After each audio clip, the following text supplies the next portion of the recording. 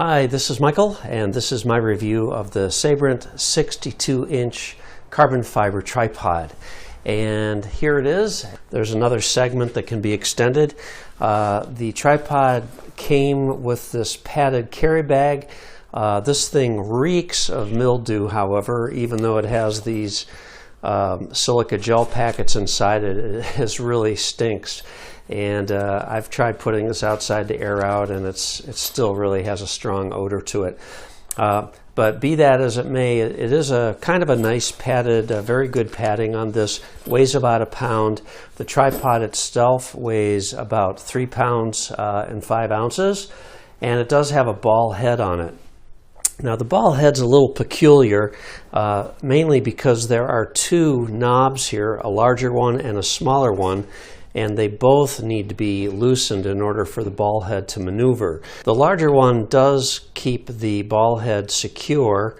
I guess the small one is just giving you additional tightness on the ball to ensure that it doesn't loosen up on you. But as you can see, I've got the small one pretty firmly screwed down, and I can actually manually push the ball, the camera. So if you had a heavier camera than I have, you might have an issue with that. So in any case, you do have two knobs to deal with instead of just one. There's also another knob on this side, and over here this is just allowing the entire head to rotate around 360 degrees, so for coming in really handy if you're doing panos. Now the center column does come completely out. I'll unscrew the bottom here, and that'll let you take this out and then put it upside down. Now there is a little channel in the center post that you have to ensure lines up with the little post inside here. Screw this back down and tighten this back up, and now you can adjust the legs and you get your camera as close to the ground as you need to. When we take this out again, put it back in the right way, or the right side up. You'll also notice on the bottom of this, and again this is pretty common, you have a little spring-loaded hook, and this allows you to put a little additional weight on this tripod. You can hang it like a small sandbag or something from it, and that'll help give the tripod a little more stability. Now when this is completely extended, I'm going to take my camera off of here.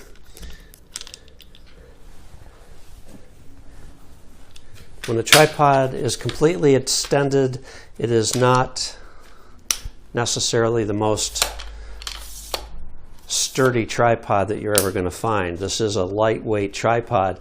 Consequently, it doesn't have a great amount of stability in the fully extended position. So we get a little bit of flexing here, and you know, that's just the way it is. Another feature of this tripod is that you do have two positions here that the legs can be opened up to.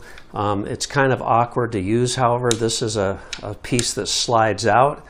It's not like a push button or spring loaded, it's just manual, and it either goes in this position right there, or you can pull it out a little further and go into this position.